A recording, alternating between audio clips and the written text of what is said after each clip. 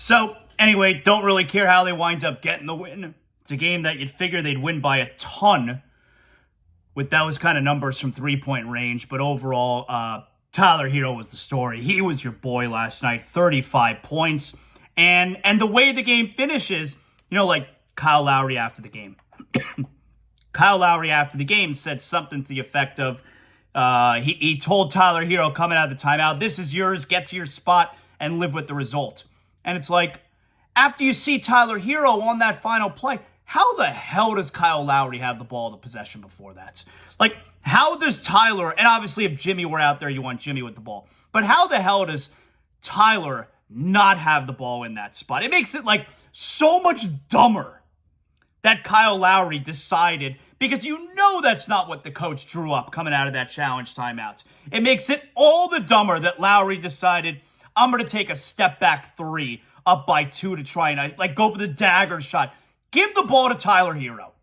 Give the ball to one of the best offensive players in the game. That's right. He is one of the best offensive players in the game.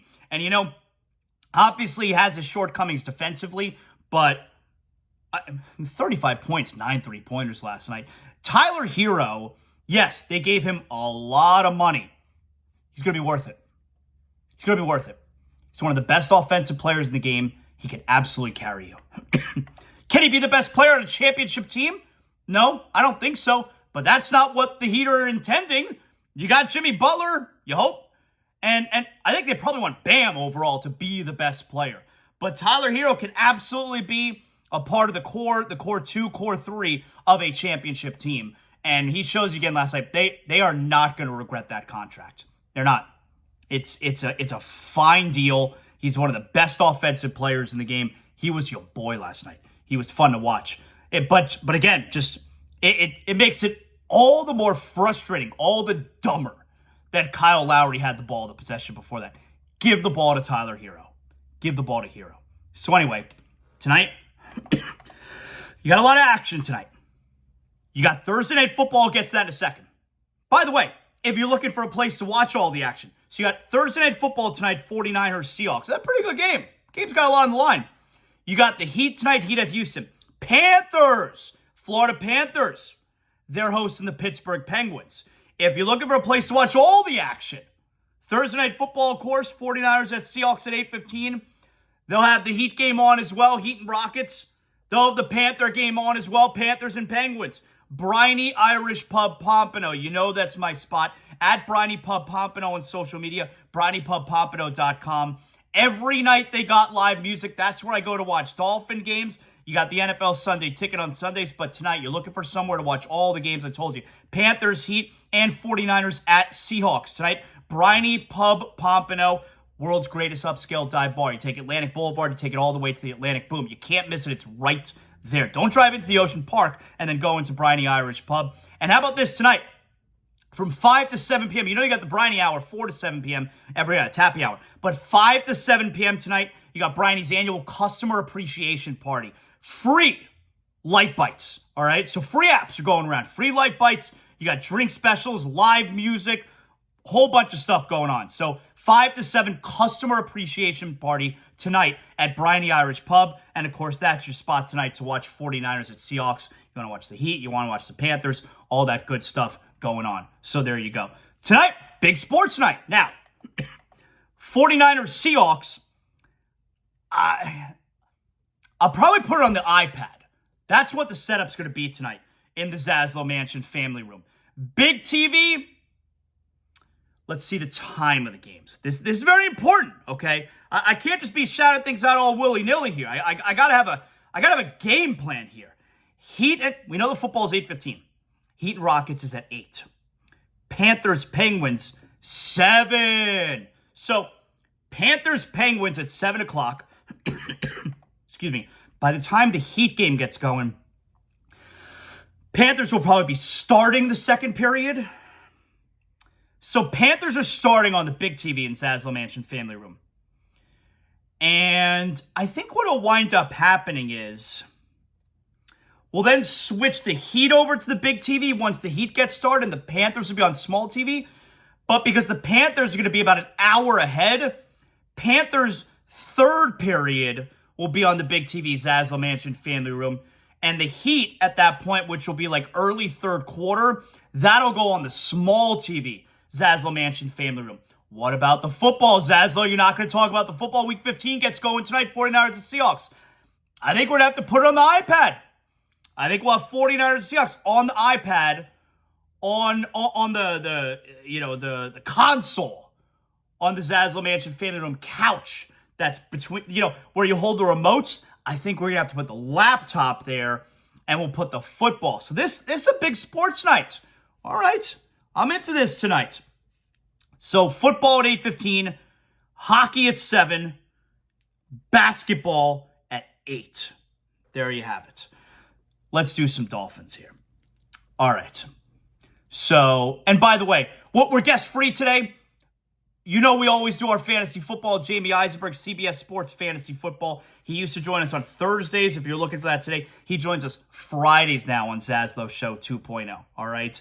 And tomorrow on ZASLOW Show 2.0, we're going to talk to our friend MJ Acosta, who hosts on NFL Network. The Dolphin game is on NFL Network this Saturday night. So MJ is going to join us. Former Dolphin cheerleader, loves the Dolphins, South Florida girl. Out there killing it, NFL Network. So she's going to join us tomorrow. All guests on ZASLOW Show 2.0 are always brought to us by Johnny Cuba. Johnny Cuba, it's a lifestyle, European roots with a Caribbean soul. You start your evening tonight. You want to kick back, kind of get the weekend started, right? We got hockey, basketball, football. Go pick up a 6-pack. Refreshing German lager in a can. Go pick up a 6-pack of Johnny Cuba at your local Sedanos, Presidente, Winn-Dixie, and for the holiday season, you pick up a 6-pack. You're going to walk out. I can't believe this is the deal I got on Johnny Cuba. Johnny Cuba, stay tranquilo. So let's get into some Dolphins here. I want to make sure we update the poll question from yesterday. The poll question, it's been finalized, all right?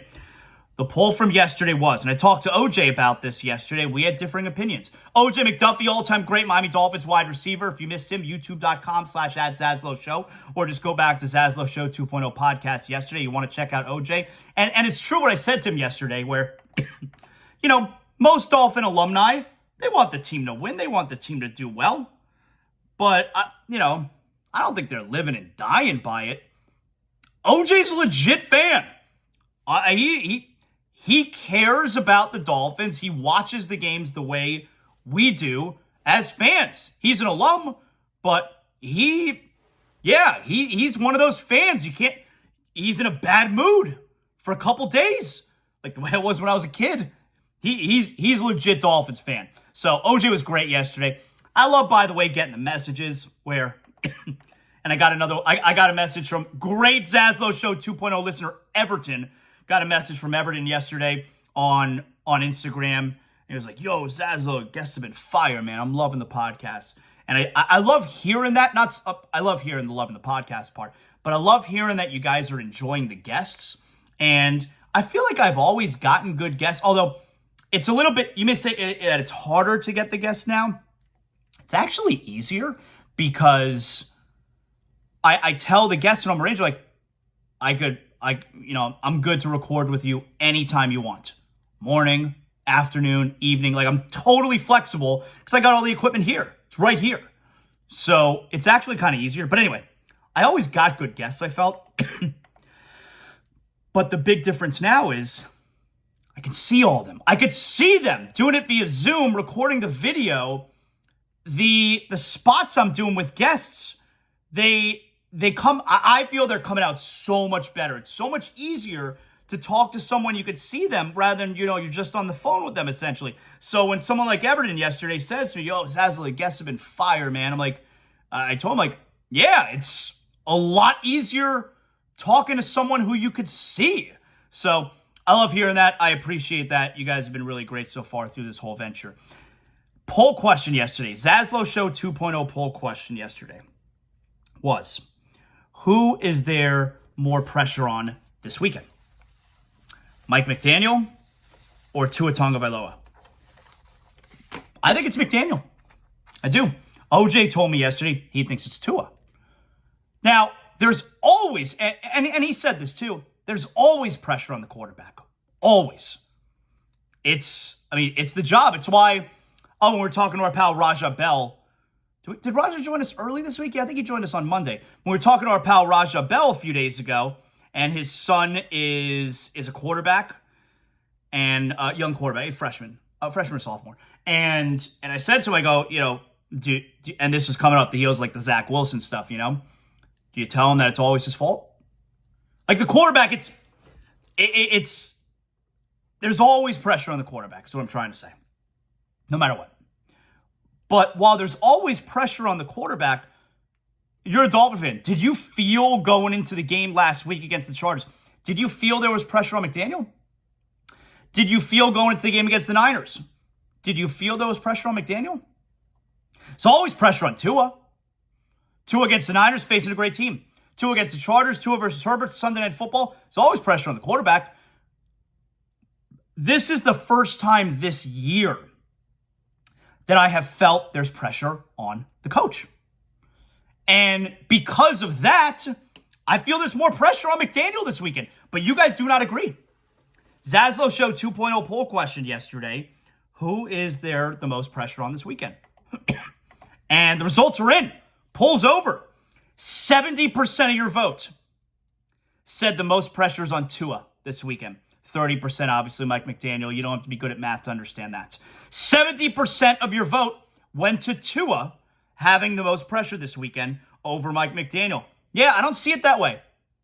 I think there's a lot of pressure on the coach. I think you're going to see what he's made of. I think this is the game. This is the week where you're going in and you got to make the adjustments. Defenses, the last couple of weeks, and a bad one in the Chargers. Great one in the Niners, although we know that was more on the Dolphins. Like, the Dolphins lost that game as opposed to 49ers won that game. But this week, Chargers beat us. Beat us good. But this is the first real game for me where I look and I'm like, yeah, McDaniel, some pressure on you, player. Now, I don't know if you saw this. The league, I'll read you this tweet from ProFootballTalk.com. ProFootballTalk.com sent out this tweet yesterday, or at Pro Football Talk sent out this tweet yesterday.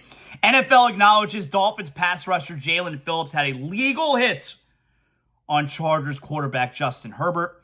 The competition committee will discuss making roughing the passer reviewable, as well as more ejections for illegal hits on quarterbacks. I think I'm okay with all of that. The reviewing roughing the passer, it's like in the NBA when you can review the flagrant foul. But here's what you got to ask yourself. Do you review it if you called roughing the passer and then you're reviewing it, like against Jalen Phillips this weekend? Okay, they called roughing the passer, but I don't know, it may have been questionable. Let's go review it. Are we talking about you do that? Or if there was no call, do you then also have the ability to go back and review?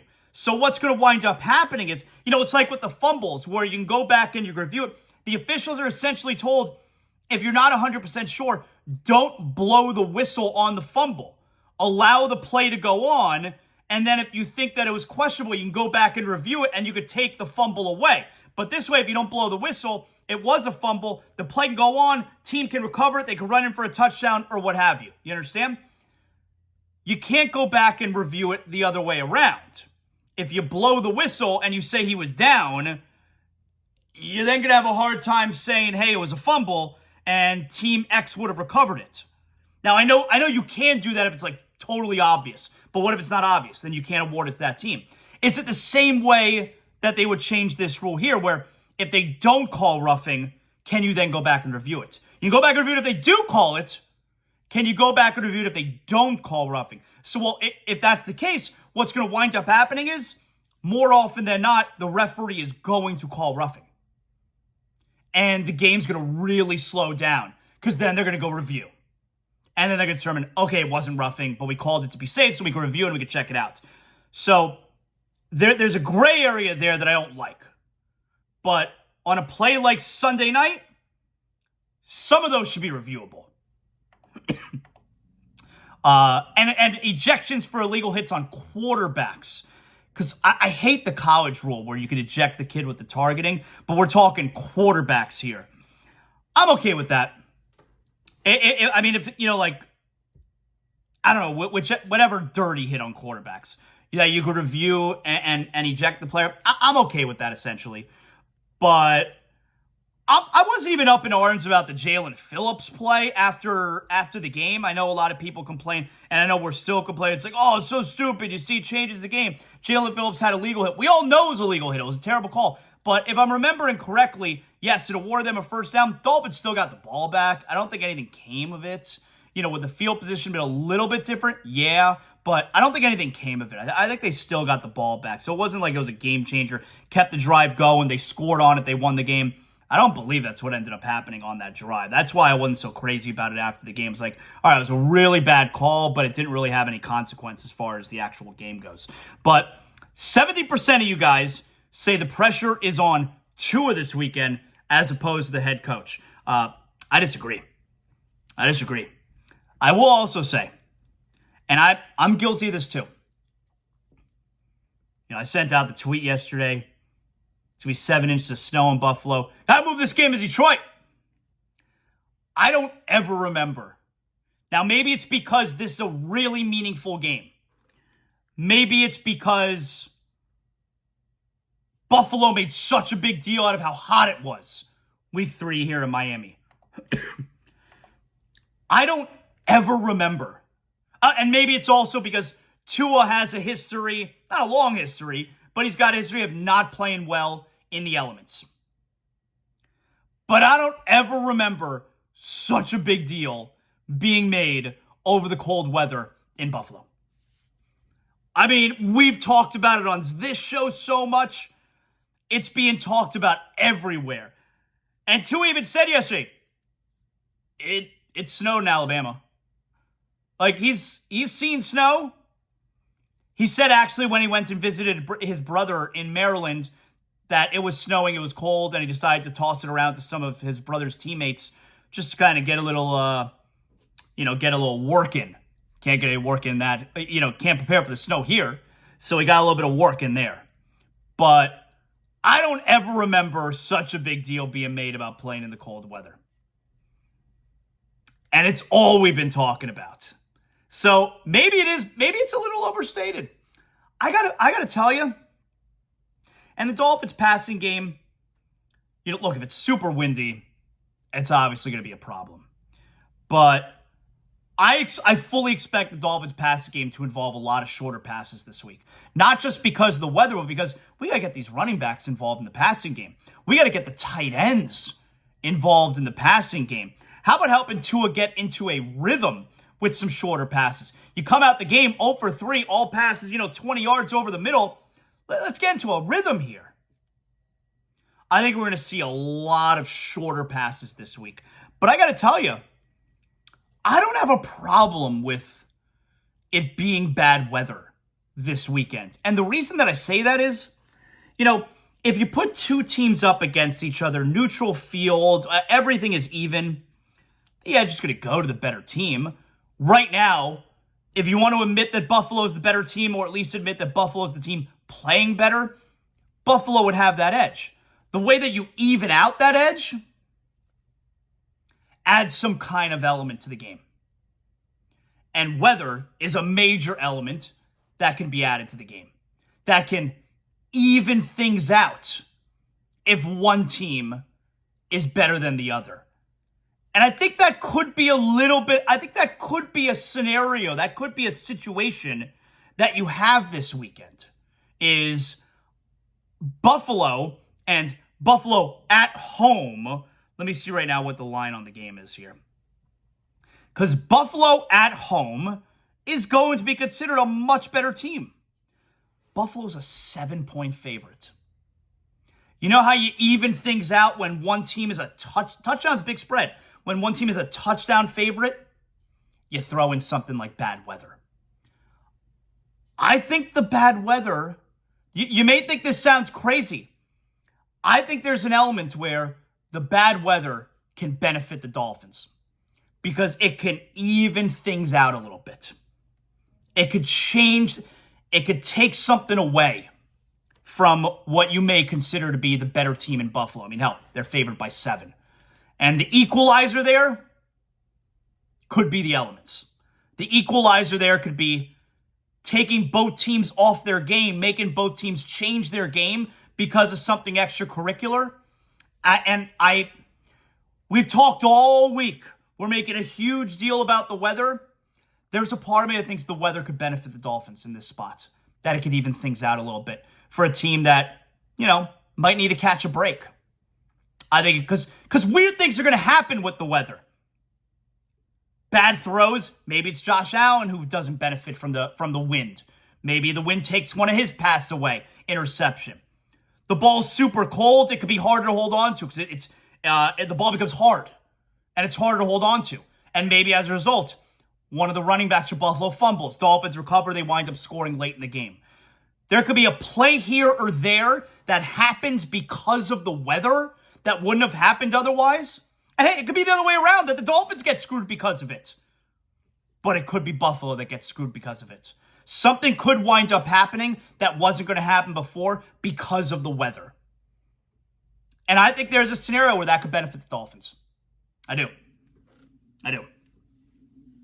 It's going to be really cold there. I can't, never in my life, I mean, I'm a Miami guy. I'm a South Florida guy. I've never been to a football game. I've never sat outside in the weather. Like, I can't imagine what that's like, except one time. And that was about 10 years ago. The Winter Classic Stadium Series in New York. We were doing Radio Row. Me, Joy Taylor, best girl, FS1. She's killing it. Speaks, star of that show.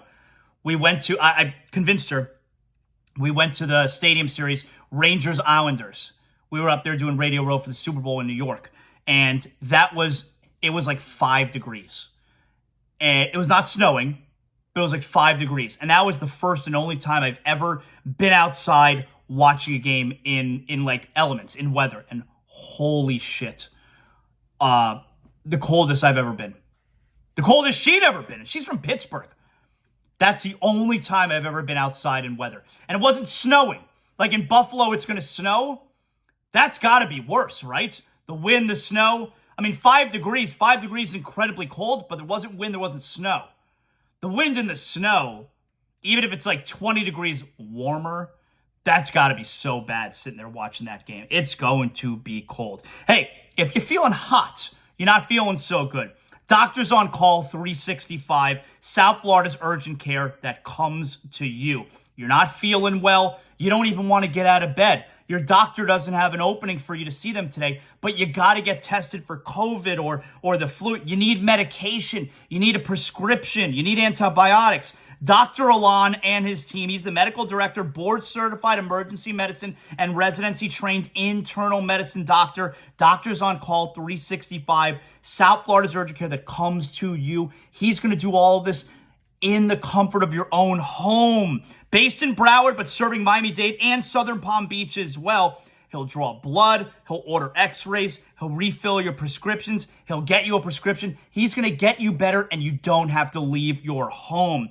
Now, most insurances, they're charging emergency room copays, fees for urgent care visits. Now, in the end, you're going to wind up paying more than what you're going to pay out of pocket for Doctors on Call 365 coming to your home. Call them now if you're not feeling well. Make sure you nip this in the bud. Take care of it. 786-577-9302, 24 hours a day, 7 days a week. You will get someone on the phone, and then Dr. Alon and his team are going to come see you later on that day. 786-577-9302, or visit doctorsoncall365.com.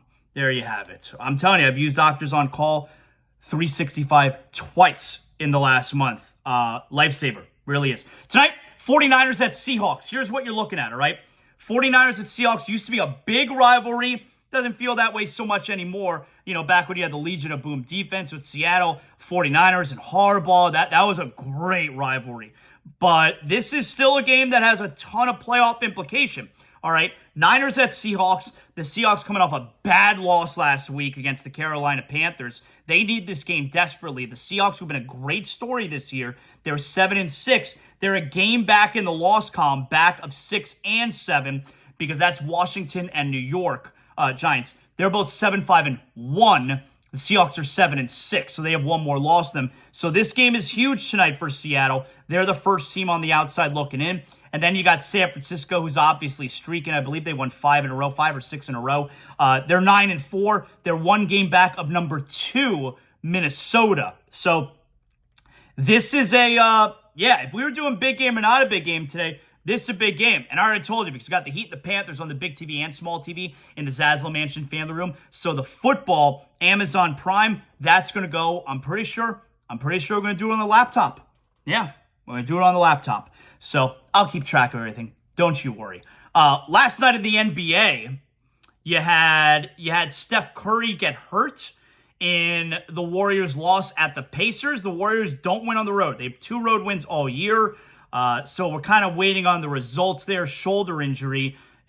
He's like one of the top guys you hate seeing get hurt if you're an NBA fan. Obviously, you're a Warrior fan, but I'm talking just general NBA fan. You don't want Steph Curry hurt. You don't want anyone hurt. I get it. But there's something like you don't care about. Like at this point, Kawhi Leonard's always missing games. Do you care if Kawhi Leonard plays or not? I don't care. But Steph Curry, you don't want Steph Curry to be hurt. So waiting on that. And the Knicks have won their 6th consecutive game.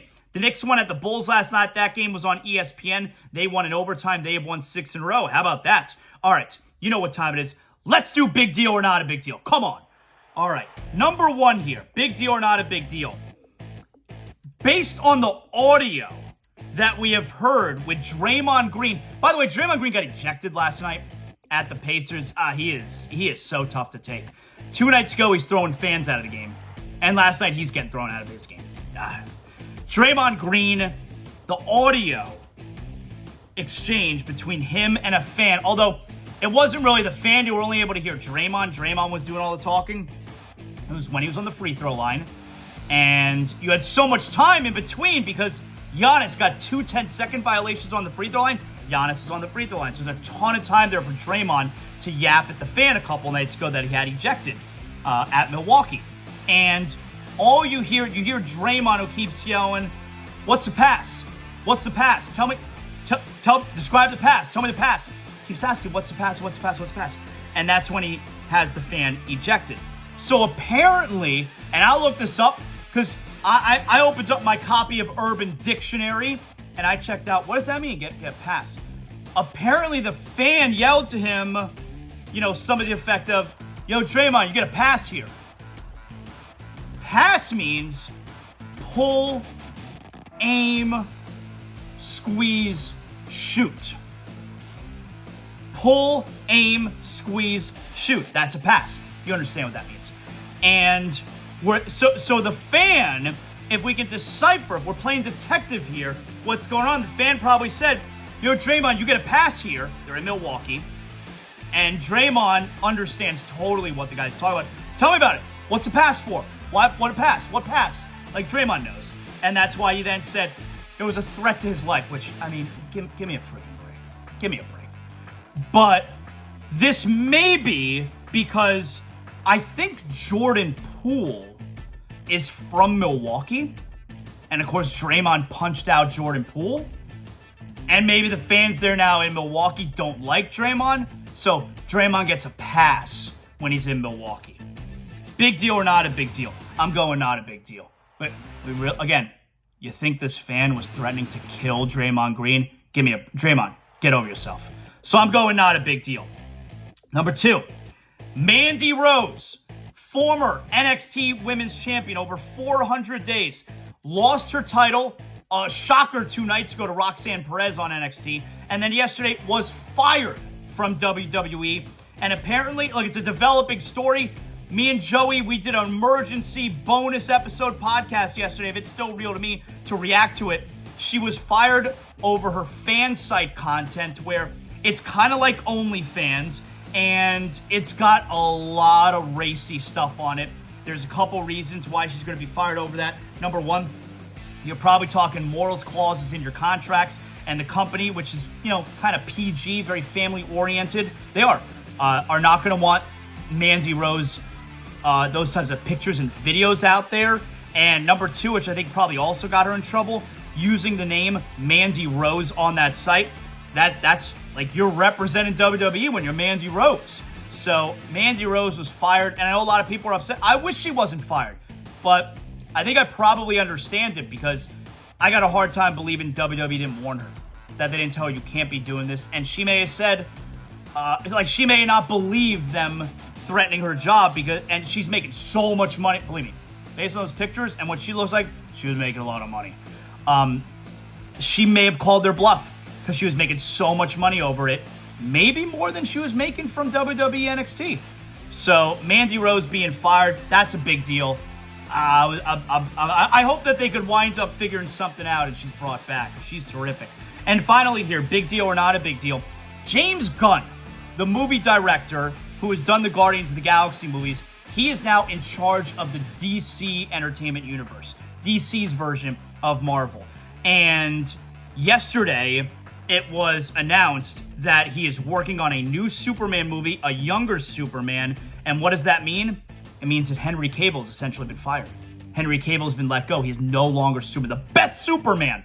He is no longer Superman. They are essentially rebooting the entire DC universe. I loved the Zack Snyder stuff. So, and you saw a few days ago, Wonder Woman 3 canceled. So they're just restarting everything, I guess. That's so disappointing. Why couldn't they just keep going with this DC universe that Zack Snyder built? I loved what they were doing. And Henry Cavill, he confirmed it. He sent out a statement yesterday. Here it is. I have just had a meeting with James Gunn and Peter Safran, and it's sad news, everyone. I will, after all, not be returning as Superman. After being told by the studio to announce my return back in October. Now, if you haven't seen Black Adam, he's in the mid-credits scene in Black Adam, and it's awesome. But here it says, after being told by the studio to announce my return back in October prior to their hire, this news isn't the easiest, but that's life. The changing of the guard is something that happens. I respect that. James and Peter have a universe to build. I wish them and all involved with the new universe the best of luck and the happiest of fortunes. For those who've been by my side through the years, we can mourn for a bit, but then we must remember Superman is still around. Everything he stands for still exists, and the examples he sets for us are still there. My turn to wear the cape is past, but what Superman stands for never will. It's been a fun ride with you all. Onwards and upwards. That's a big deal, man. I'm bummed. I loved what Zack Snyder was building. Man of Steel, the Zack Snyder's Justice League, Wonder Woman. I know they got this Flash movie that's out right now, which I don't know that that's ever going to see the light of day because Ezra Miller is a huge loser. But I was looking forward to seeing that because apparently Michael Keaton's Batman is in that because there's a whole time loop kind of deal. This is a bummer, man, that we're not going to see how that universe plays out with Darkseid and Superman in the black suit. Anyway, whatever. That's a big deal. It's disappointing, and yeah, that's a big deal. So there you have it. And that right there on a Thursday is big deal or not a big deal. I got a big question for everybody. Can we start the show tomorrow? ZASLOW Show 2.0 on a Friday. You know we're going to be excited. But can we start the show in the kind of mood where you get the double dip? The double dip is a Heat win tonight in Houston and a Panthers win tonight against Pittsburgh. Can we get the double dip tonight? I don't want the double dick punch. That's when both teams lose. Can we get the double dip tonight? And that's how we start the show tomorrow morning. Come on, let's do it. Great job by everybody involved today, putting together a wonderful show. You all did really well. Appreciate all of you. Make sure you like, you rate, you comment. ZASLOW Show 2.0. That really helps me, and I appreciate you guys. We'll talk to you tomorrow on ZASLOW Show 2.0. You know what that means.